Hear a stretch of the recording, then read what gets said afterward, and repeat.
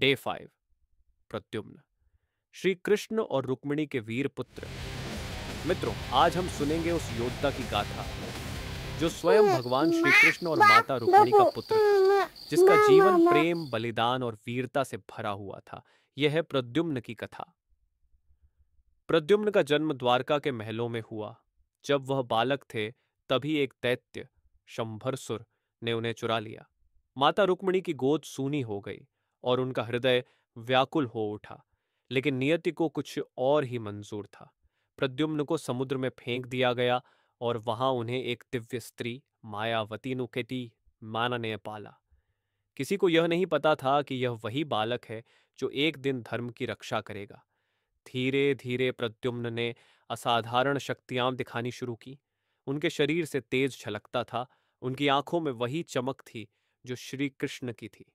धनुष और तलवार में उनकी अद्भुत पकड़ थी। कहा जाता है कि वे कामदेव के ही पुनर्जन्म थे, जिन्हें भगवान शिव के क्रोध से भस्म होना पड़ा था। और इसी जीवन में उन्हें प्रद्युम्न के रूप में नया अवसर मिला। उनकी वीरता की पहली परीक्षा आई जब उन्होंने शंभरसुर को युद्ध में ललकारा। यह युद्ध साधारण नहीं था। बिजली सी चमकते बाण, गूंजते गदाओं के प्रहार और गर्जन करती सेनाएं। प्रद्युम्न अकेले ही रणभूमि में उतरे और अपनी दिव्य शक्ति से उस दैत्य को परास्त कर दिया। यही क्षण था जब संसार ने उन्हें पहचान लिया, श्री कृष्ण के सच्चे उत्तराधिकारी। माता रुक्मिणी ने जब वर्षों बाद अपने पुत्र को पहचाना तो उनकी आंखों से आनंद के आंसू बह निकले। द्वारका उत्सवों से गूंज उठी। लेकिन प्रद्युम्न का जीवन केवल सुख तक सीमित नहीं था। उन्हें युद्धों और संघर्षों का सामना करना पड़ा।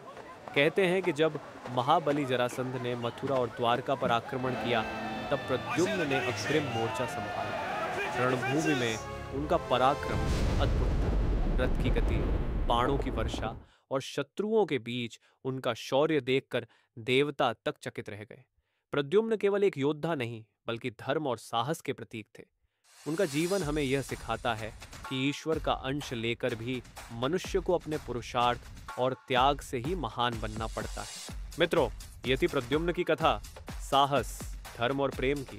अगर आपको यह कहानी पसंद आई हो तो लाइक करें, शेयर करें और सब्सक्राइब करना ना भूलें। और अब कल डे 6 में हम जानेंगे उस अद्भुत चरित्र के बारे में जिसने महाभारत का युद्ध आंखों से नहीं बल्कि मन की दृष्टि से देखा। हाँ, वही संजय।